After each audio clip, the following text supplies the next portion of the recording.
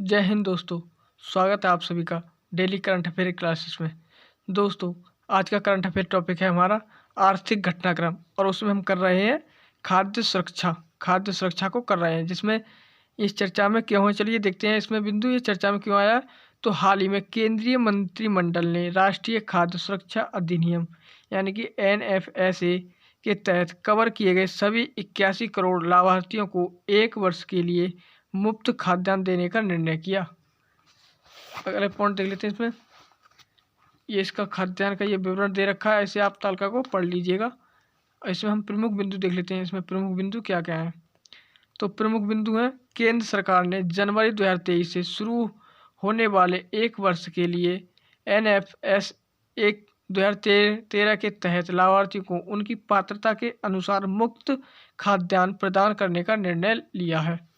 इसमें एक पॉइंट दे रखा है कि लाभार्थी परिवार जो मोटे अनाज के लिए 1 रुपये, गेहूं के लिए 2 रुपये और चावल के लिए 3 रुपये प्रति किलो का भुगतान करते हैं, उन्हें अब अगले 1 साल के लिए 35 किलो खाद्यान्न मुफ्त मिलेगा, और अन्य को दिसंबर 2023 तक 1 महीने में 5 किलो मुफ्त खाद्यान्न मिलेगा। इसमें और पॉइंट दे रखा है, वो देख लेते हैं। तो भारत सरकार ने प्रधानमंत्री गरीब कल्याण योजना अन्य योजना PMGKAY को बंद कर दिया गया। यह NFSA लाभार्थियों को प्रति माह अतिरिक्त 5 किलो मुफ्त खाद्यान्न प्रदान करता है। अगला है, गौरतलब है कि अप्रैल 2020 में लॉकडाउन के दौरान शुरू की गई PMGKAY को 31 दिसंबर 2022 को समाप्त कर दिया गया। ये PMGKY और NFSA का ये वीकली मटेरियल दे रखा है, इसे देख लीजिएगा। हम अगले बिंदु को देखते हैं। तो बंद करने का कारण, कम खाद्यान्न भंडार। वर्ष 2022 में संयुक्त खाद्यान्न स्टॉक 305.69 लाख मीट्रिक टन था, जो वर्ष 2021 में 591.56 लाख मिलियन टन से कम था। चावल के लिए आर्थिक लागत में वृद्धि।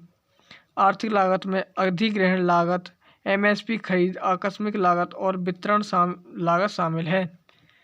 NFSA से संबंधित उच्चतम न्यायालय के निर्देश। इससे संबंधित उच्चतम न्यायालय के निर्देश क्या है? तो गौरतलब है कि हाल ही में उच्चतम न्यायालय ने केंद्र और राष्ट्रीय खाद्य सुरक्षा अधिनियम NFSA के तहत कवरेज बढ़ाने का निर्देश दिया था। उच्चतम न्यायालय ने केंद्र को NFSA के तहत कवरेज को फिर से निर्धारित करने का निर्देश दिया था, ताकि अधिक से अधिक ज़रूरतमंद व्यक्तियों एवं नागरिकों को लाभ मिल सके। इसमें अगले और पॉइंट देख लेते हैं आगे। उच्चतम न्यायालय ने यह भी कहा है कि भोजन का अधिकतर संविधान के अनुच्छेद 21 के तहत उपलब्ध एक मौलिक अधिकार है। अगला है, ई श्रम पोर्टल।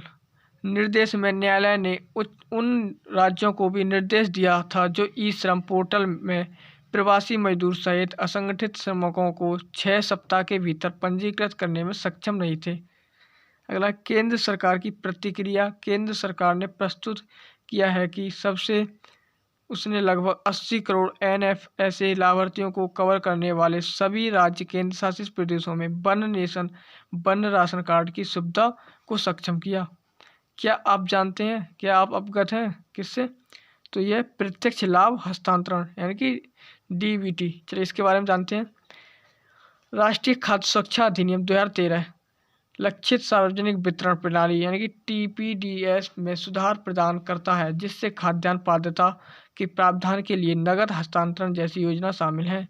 नगद हस्तांतरण के लिए NFSA की धारा 12 के तहत सक्षम प्रावधानों के अनुसरण में भारत सरकार ने अगस्त 2015 में नगद हस्तांतरण का खाद्यान्न सब्सिडी नियम 2015 अधिसूचित किया। अगला पॉइंट है, सितंबर 2015 में संघ शासित प्रदेश चंडीगढ़ एवं पुदुचेरी में खाद्यान्न में प्रत्यक्ष नगद हस्तांतरण शुरू किया था। प्रत्यक्ष लाभ हस्तांतरण यानी कि DBT के प्रयोग का लक्ष्य है तो खाद्यान्न के विशाल भौतिक संचरण की आवश्यकता को कम करना। अगला पॉइंट है, लाभार्थियों को अपनी खपत बास्केट चुनने के लिए अधिक स्वायत्तता प्रदान करना। आहार विविधता में वृद्धि, रिसाव को कम करना। बेहतर लक्ष्यीकरण की सुविधा प्रदान करना और वित्तीय समावेश को बढ़ाना, ये इसके लक्ष्य हैं। हम आगे पॉइंट देखते हैं। राष्ट्रीय खाद्य सुरक्षा अधिनियम यानी कि नेशनल फूड सिक्योरिटी एक्ट के तहत कवरेज बढ़ाने के लिए सरकार के हालिया प्रयास, इसके हालिया प्रयास क्या किए गए उन्हें देख लेते हैं। तो पहला है one nation one ration card, यानी कि one nation one ration card, ONORC योजना राष्ट्रीय खाद्य सुरक्षा अधिनियम NFSA के तहत लागू की जा रही है।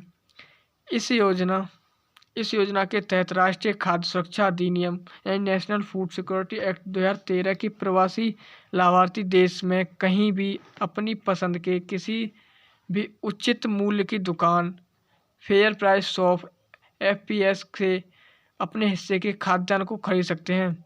यह प्रणाली उनके परिवार के सदस्यों को घर पर यदि कोई हो तो उस राशन कार्ड पर शेष खाद्यान्न का दावा करने की अनुमति देती है। ONORC को वर्ष 2019 में उपभोक्ता मामले, खाद्य और सार्वजनिक वितरण मंत्रालय द्वारा शुरू किया गया था। आगे पॉइंट देख लेते हैं।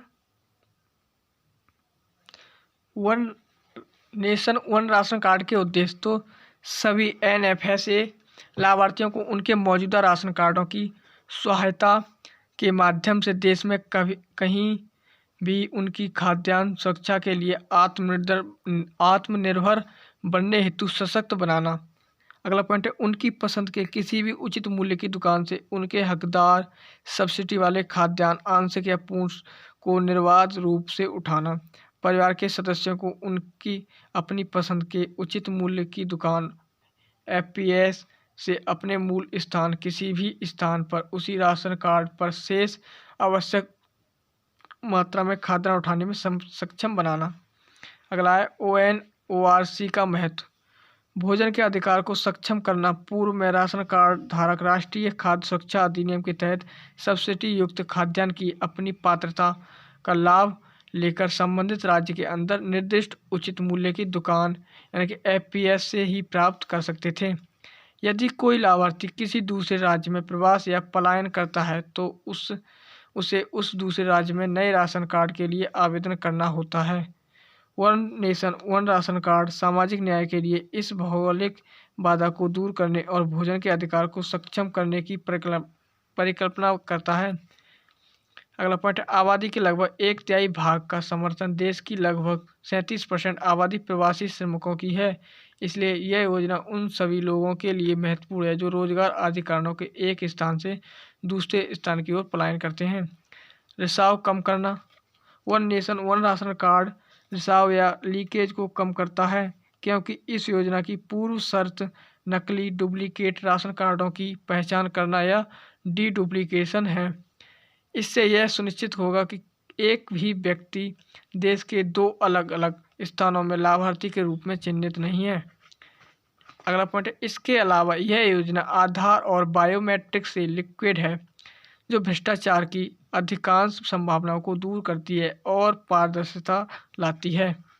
अगला पॉइंट है सामाजिक भेदभाव को कम करना। सामाजिक भेदभाव को कम करना, one nation one ration card महिलाओं और अन्य वंचित समूहों के लिए विशेष रूप से लाभप्रद होगा क्योंकि PDS तक पहुंच प्रदान में सामाजिक पहचान, जाति, वर्ग और लिंग एवं अन्य प्रशासनिक घटकों को पर्याप्त महत्व दिया गया है। ई श्रम पोर्टल को देखते हैं। इस पोर्टल को श्रम एवं रोजगार मंत्रालय के तहत 26 अगस्त 2021 को लॉन्च किया गया। यह पोर्टल अधिकारियों को संगठित असंगठित क्षेत्रों में श्रमिकों तक पहुंचने और उन्हें ट्रैक करने में मदद करने और संकटकालीन परिस्थितियों से निपटने से संदर्भित है। अगले पॉइंट देख लेते हैं। इसके उद्देश्य देख लेते हैं।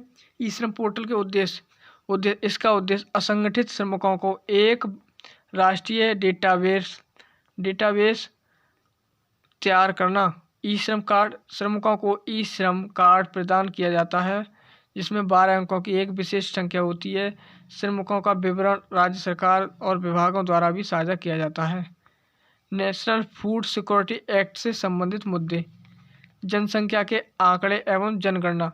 नेशनल फूड सिक्योरिटी एक्ट के तहत कवरेज अभी भी वर्ष 2011 की जनगणना के के जनसंख्या आंकड़े के अनुसार है। सरकार ने अपने हलफनामे में न्यायालय में कहा था कि अधिनियम को नवीनतम प्रकाशित जनगणना के आंकड़े के अनुसार अद्यतन करने की आवश्यकता है। हालांकि national food security act coverage का निर्धारण नहीं किया जा सकता है, क्योंकि वर्ष 2021 की जनगणना को अनिश्चित काल के लिए स्थगित कर दिया गया है और कोई तिथि अधिसूचित नहीं की गई है। नवीनतम जनसंख्या आंकड़े की अनुपस्थिति के कारण 10 करोड़ से अधिक लोग खाद्य सुरक्षा कानून के सुरक्षात्मक दायरे से के बाहर बिना राशन कार्ड के रह गए थे। मौजूदा पोर्टलों का कम पंजीकरण।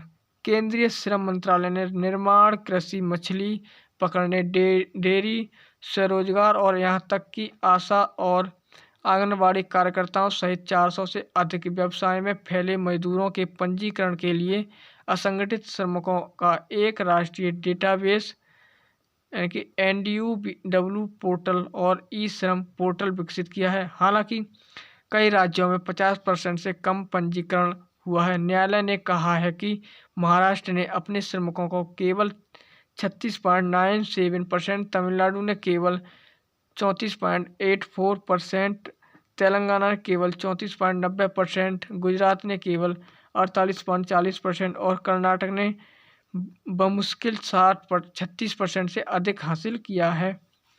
इस पर एक क्वेश्चन दे रखा है, संभावित प्रश्न कि राष्ट्रीय खाद्य सुरक्षा अधिनियम NFSA 2023 भारत में भूख एवं कुपोषण को दूर करने में किस प्रकार सहायक हुआ है। NFSA के तहत भारत सरकार द्वारा शुरू की गई one nation one ration card और ई श्रम पोर्टल के बारे में बताते हुए नेशनल फूड सिक्योरिटी एक्ट से संबंधित मुद्दे पर विस्तार से चर्चा कीजिए। ये इसका प्रश्न हो गया, संभावित प्रश्न। दोस्तों ये क्लास यहीं तक है। अगली क्लास में मिलेंगे हम नए टॉपिक के साथ, जैसे कि GDP और GVA के टॉपिक को देखेंगे। इस चर्चा में प्रमुख बिंदु GDP और GDP के बारे में। दोस्तों ये क्लास यहीं तक रहने देते हैं। तब तक के लिए जय हिंद।